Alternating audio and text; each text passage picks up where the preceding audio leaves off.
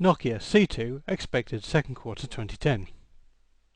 Nokia's first full dual SIM phone, the Nokia C2, is a basic entry-level device aimed primarily at emerging markets, but with a feature set that should give it a pretty broad appeal worldwide. Priced at just €45 before tax and subsidy, the Nokia C2 comes with Bluetooth, a microSD slot, a multimedia player, FM radio, VGA resolution camera, a 3.5mm audio connector, and in addition the standard sales package includes a Nokia WH102 stereo wired headset. The display is a basic 1.8-inch 128 by 160 pixel panel, and network support is limited to dual-band GSM with GPRS data only, and the operating system is Series 40 rather than anything fancy.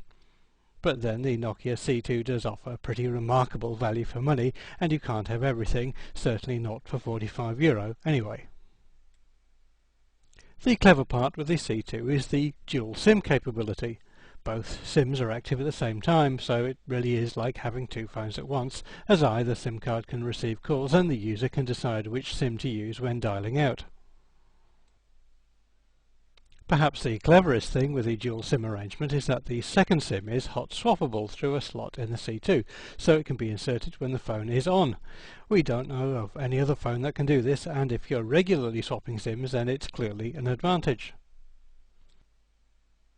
The C2 also comes with the usual Series 40 applications for personal information management, plus an email client and web browser. The multimedia player can cope with MP3, WMA and AAC formats, which when combined with the memory slot and 3.5mm audio socket will make it a useful music player. Nokia estimates that the C2 has up to 4 hours talk time and 16.5 days standby time.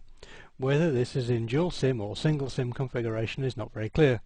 The handset weighs just 74 grams and measures 108 by 45 by 15 millimeters.